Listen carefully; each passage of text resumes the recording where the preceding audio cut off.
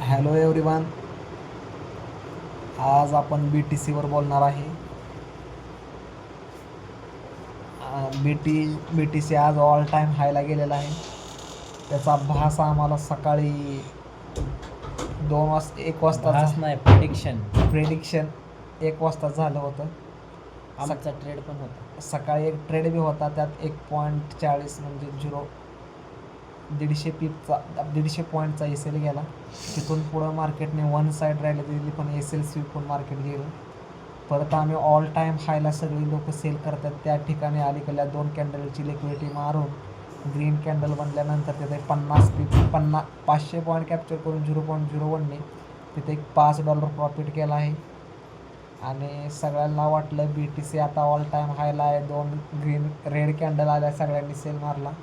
जिथं लोकांनी सेल मारला आहे तिथं आपण बाय मारला. असं आता आम्हाला अनुभव असल्यामुळं आम्ही काय केलं, ऑल टाईम हायला रेड कॅन्डलला न घाबरता अलीकडल्या 2 कॅन्डलची लिक्विडिटी स्वीप झाल्यानंतर बाय साईडला प्लॅन केला आणि जवळपास 500 पीप कॅप्चर केले संध्याकाळी 11:30 वाजता. मार्केट प्राईज असन 1,13,000. किती 1,12,525च्या आसपास आम्ही ट्रेड बुक केला आहे. BTC ऑल टाईम हायला आहे. कुणीही 1-2 कॅन्डल रेड दिसल्या म्हणून सेल साईडचा प्रयत्न करू नका. आता बाय साईडचा प्रयत्न करा. अलीकडल्या 2 कॅन्डलची लिक्विडिटी स्वीप झाल्यानंतर बाय साईडचा प्लॅन करा. 1:2 टार्गेट घ्या. आता एका दुसऱ्या आता एवढं वर गेले, आता खाली पडणं असं जर म्हणलं तर अकाउंट संपेपर्यंत ते काय महागारी येत नाही. त्याचा दांडगा अनुभव आला आहे आम्हाला मार्केट 28 ते 32च्या हायमध्ये.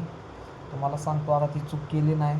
त्याचा अनुभव म्हणून आम्हाला आता आज चांगला फायदा झाला आहे. जेव्हा गोल्ड 28 ते 32च्या हाय चालू होता BTC बोलणार त्या टायमिंगला आम्हाला कळलं होतं की सेल साईडच्या कॅन्डल आल्या रेड, तर सेल साईडला बसत नाही. तसंच आता BTCला पण जेव्हा 1 लाख झालं होतं तेव्हा पण म्हणायची 1 लाखावर थोडी रिट्रेसमेंट येईल, काय होईल असं तसं नाही. पण कसं असतंय, कन्फर्मेशन बघून शिरायचं, नाही तर उगा हायला आता पडन मग पडन अशा अपेक्षेने होल्ड करून ठेवू नका. BTCमध्ये ट्रेड कराय भारी वाटलं. 2 दिवस झालं BTCमध्ये ट्रेड ॲनालिसिस करत होतो. 2 ट्रेड झालं BTCमध्ये. अकाउंटचं काय अपडेट देत नाही आत्ताच. मुकुंद BTCबद्दल सांगा थोडं 2 शब्द.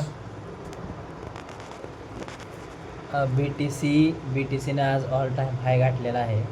सकाळी आम्ही प्रेडिक्शन केलं होतं की BTC 100% ऑल टाईम हाय गाठल. त्यामुळे सकाळी एक ट्रेड पण प्लेस केला, पण आपला 150 पीपचा 150 पॉईंटचा SL गेला. $1.40 समथिंग गेले 0.01ने. पण नंतर ब्रेकआउटला आम्हाला ट्रेड घ्यायचा होता, पण त्यावेळेस ॲक्टिव्ह नव्हतो, म्हणून नंतर आम्ही रिट्रेसमेंटला एंट्री घेतली. रिट्रेसमेंट नंतर तर कसं असते, मी तुम्हाला ऑल टाईम हायची सायकोलॉजी सांगतो. ऑल टाईम हायला ज्यावेळेस मार्केट असतं ना, त्यावेळेस ना आपले जे रिटेलर्स आहेत ना, त्या रिटेलरचं माइंडसेट कसं असतं की मार्केट ज्यावेळेस हायला जातं ना, त्यावेळेस त्यांना असं वाटतं की म्हणजे किती म्हणजे वर अजून जाणार आहे, म्हणजे कंटिन्यू ना ग्रीन कॅन्डल मार्केट देत असतं. आणि त्यांना वाटतं की एक रेड कॅन्डल आली ना तर मार्केट, आता एक रेड कॅन्डलचा लो स्वीप झाला की रिटेलरला वाटतं आता पूर्ण मार्केट सेल साईडला झालं. तिथं रिटेलरच्या त्यांना क्वांटिटी सापडतात. बायर्सला अजून वर घेऊन जायचं आहे ना, त्यांना BTCला अजून वर घेऊन जायचं आहे. त्यामुळं ती 1-2 रेड कॅन्डल दाखवणार, सेलिंगमध्ये माणसं बसवणार, त्यांच्या क्वांटिटी त्यांना वर भेटणार. मग ती स्वतःच्या ही इन्स्टिट्यूशन बँकिंग वगैरे आहे का, तिथं पैसा ॲड करतात. मेन म्हणजे ज्यावेळेस रेड कॅन्डल आला ना, आपण सेल करायला जातो आणि इन्स्टिट्यूशन एंट्री तिथं करतं. म्हणून नंतर परत मार्केट असंच हायला जातं. थोडं रेड कॅन्डल सध्या BTCमध्ये सेल साईडचा प्लॅन करू नये. सध्याला BTCमध्ये सेल साईडचा प्लॅन करू नका. ज्यावेळेस सध्या गोल्डला सेल साईडचा प्लॅन करा. सध्या बेरिश बाय झाल्याशिवाय BTCला सेल करू नका. आता बायस बुलिस आहे तर आपण बायसवर एंट्री घेतो आपण, त्यामुळे अडचण नाही येणार. काय बायच करा. 2-3 दिवस बायच करावं लागणार आहे, कारण का 2-3 दिवस माणसाची सायकोलॉजी हीच राहणार आहे. आणि परत ज्यावेळेस माणसाची सायकोलॉजी बदलल ना, की बाबा आता मार्केट अजून बायला जाणार आहे, त्यावेळेस मग सेल जाणार मार्केट. ही तर सायकोलॉजी मेंटेन करणं गरजेचं आहे. ऑल टाईम हायला लगेच सेल करायचं नाही. 2-3 दिवस वाट बघा. 2 दिवस बायच करणार. बायचं ट्रेड सापडलं तर करा बाय. ठीक आहे. कशाला उगाले लोड घेत बसायचं. 20 पीपचा 200 पिपचा 200 पॉईंटचा एसेल, 400 पॉईंटचं टार्गेट, 100 पॉईंट. माझं मगाशी 200 पॉईंटचा एसल होता, 500 पॉईंटचं टार्गेट भेटलं, म्हणजे 1:2 पॉईंट समथिंग 2.5 भेटले, त्यामुळे चांगला वाटला आजचा ट्रेड. सकाळचा पण ट्रेड मस्त होता, फक्त नुसता एसल स्विफ्ट केला आणि मार्केट फिरलं. पडलं. परत नंतर एक नाहीतर- एसल गेला की मार्केट बघत नाही ना. नाही तर थोडक्यात $20 प्लस प्रॉफिट झाला असता का नाही. आता 20 टार्गेटच लावून ठेवलेलं $20, हा. पण ठीक आहे, काय विषय नाही. $20 प्लस प्रॉफिट झाला असता. 0.01 मारतो. तुम्हाला माहिती आहे आपण गरीब आहे, $50-60 अकाउंट आहे. गरीब लोक पण आता कसं आहे माहिती आहे का, अकाउंट 4-5 दिवसात वाढले. हे जे अपडेट तुम्हाला थोड्या दिवसांनी देणार आहे, लगेच अपडेट दिलं की मला नजर लागेल. माझ्या अकाउंटला तशी नजर लागायचा विषय नाही, कारण का ट्रेडिंग हा नजरेचा खेळ नाही, स्वतःचा सायकोलॉजीचा खेळ आहे. जरी लागली नजर एवढा ऍक्टिव्ह अजून तरी- मी झालेलो नाही. हा. मला वाटतं मी सांगत नाही, पण मी तुम्हाला थोड्यासाने अपडेट देईन माझ्या अकाउंटची. होय बा. तसं नजर वगैरेचा कन्सेप्ट असतो बरं का आपल्या मराठी भाषेत, पण ना जर तुमची सायकोलॉजी, तुमचा माइंडसेट, तुमच्या सेटअपवर तुमचा विश्वास असेल तर ही नजर वगैरे काय नसतंय. आपल्या सेटअपवर विश्वास ठेवा. गेला तर गेला फेल, एकदा फेल गेल्यावर नजर लागली असं म्हणायचं नाही. ओके. हां, सलग 10 वेळा फेल गेलाय, ठीक आहे, नजर लागली असं. आणि आज आम्ही एक ठिकाणी गेलो होतो आणि आणि खूप काही तिथून गोष्टी शिकायला खूप काही गोष्टी शिकायला भेटल्या.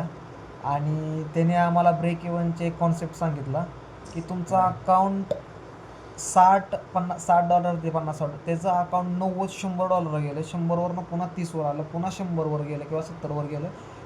पण आमचं तसं नाही. आमचं 50, 60, 65पर्यंत गेलं, 60, 65 पुन्हा 30-35पर्यंत आलं, पुन्हा 50पर्यंत गेलं, असं झालेलं आहे. त्यामुळे एवढं ब्रेक इव्हनला पण म्हणता येणार आहे आम्हाला. त्या पोरांपाशी गेल्यानंतर आम्हाला कळलं की 1:2 पण ठीक आहे, फक्त कसं कन्सिस्टन्सी तुमचा प्रॉफिट असला पाहिजे. म्हणजे थोडक्यात तो बोलला कसं रिस्क रेशोमध्ये थोडक्यात तुमचं 22 दिवस ट्रेडिंग आहे, तर तुम्ही 20-22 ट्रेड करत असला, 17-18 जर ट्रेड बरोबर आला तर ते कम्फर्ट झोन आहे तुमचा. नसलं तर तुम्ही ती SMC बेस्ड एंट्र्या घ्या बाबा, ट्रॅप होऊ नका, असं तसं ह्या त्या डायरेक्शन बघून एंट्र्या घ्या. तिच्याकडे गेलो, एक नंबर पॉझिटिव्ह. SMC एकदम डीप मध्ये शिकलाय तो माणूस SMC खूप डीपमध्ये शिकलाय. तो थोड्या दिवसात पॅराडाईज टॉप जी नाही पॅराडाईज टॉप जी नाव घेतले, ठीक आहे, जाऊ द्या, काय विषय नाही आता. पण SMC पूर्ण दे आर गुड. SMC पूर्ण मास्टर माइंड झाले, ॲडव्हान्स SMC ॲडव्हान्स. त्यांनी स्वतः त्यापाशी गेलो, आम्ही भेटलो, माझा भाऊ त्यापाशी असतो. त्यांनी ऑलरेडी इंडियातले तर क्लास केलेलेच आहेत, प्लस त्यांनी आउट ऑफ स्टेट पण त्याचे क्लासेस झाले. त्याचा माइंडसेट स्ट्रॉंग आहे त्याच्यापाशी गेलो होताच आम्ही. त्यांनी एक ट्रेड घेतला, त्यांनी बऱ्याच गोष्टी आम्हाला सांगितल्या की बाबा असं तसं. 1:2 जर टार्गेट घ्यायचं असलं तर मला वाटतं एकच पर्याय सांग. 1:3 घ्यायचं असलं तर SMC शिवाय पर्याय नाही. एकच पर्याय आहे, एकच पर्याय. 1:3ला. 1:3ला हा, 1:2 आम्ही आमच्या बी स्ट्रॅटर्जीवर काढतोय, किंवा तुमची बी स्ट्रॅटर्जी असते मोजेला का, त्याच्यावर पण 1:3 निघतो. पण SMC असली तरच 1:3चं टार्गेट भेटन. आम्ही त्याकडे गेलो, कन्सिस्टंट बरं का, कन्सिस्टन्स नाही. कसं आहे 1:1 किंवा 1:2 1:1.5 किंवा ही जी चाललंय ना मार्केटमध्ये, थोडक्यात बाबा माझा 30 पिपचं असेल तर मला 60 पिपच्या आसपास टार्गेट भेटते, किंवा 10 पिपचं असेल 20 पिपच्या आसपास टार्गेट भेटते. ते काय होतं 1:1 किंवा 1:2ला आपण थांबत नाही, 1:1.5ला बाहेर निघतो, किंवा आपली कॅपॅसिटीच तेवढी आहे की 1:2 कॅप्चर करायसारखी. 1:2 पण होत नाही, किंवा ॲव्हरेज म्हणतो आपण. पण जर लॉंग टाईम मार्केटमध्ये टिकायचं असलं तर 1:3 हा बेस्ट पर्याय, SMCवर बेस्ट पर्याय. मला थोडा भास होतो आज की ह्या गोष्टी आपण ह्याच्याकडे लर्निंगकडे लक्षही दिलं पाहिजे. आणि जरी 1:1 घेतलं किंवा 1:1.52च्या समथिंगच्या आसपास जर घ्यायचा प्रयत्न केला तर ऑन ॲव्हरेज एका दिवशी आपल्याकडनं माइंडसेट स्ट्रॉंग नाही झाल्यानंतर तो कॅपिटल जातंय, असा आमचा अनुभव आहे. तुमचा अनुभव आम्हाला काय माहीत नाही, पण असं वाटतं मला की रेशो चांगला करा. एक तर थोडक्यात छोटा जर रिस्कवर असला तर प्रॉफिटेबल ट्रेड झाला तर लर्निंग थांबवू नका. मार्केट रोज डे बाय वेगवेगळं डे. आम्ही SMCचं व्हिडिओ बघितलं नाही तर असं नाही, पण SMC ॲडव्हान्स आली, ॲडव्हान्स SMCमध्ये ICT घातली, असं तसं म्हणजे बऱ्याच गोष्टी शिकायला आल्या मार्केटमध्ये. आपल्याला काय 1:1 1:2 1:3 मार्केट भेटले संपलं, तुम्ही कुठली स्ट्रॅटर्जी आहे ना काय आहे ना, आणि स्ट्रॅटर्जीवरच ट्रेड घ्या. तुम्ही एक स्ट्रॅटर्जी बनवा, काय पण असू दे, SMCवर त्या ट्रेड घेता, ठीक आहे, तुमची स्ट्रॅटर्जी त्याच गोष्टीवर ट्रेड घ्या, दुसऱ्या गोष्टीवर ट्रेड घेऊ नका.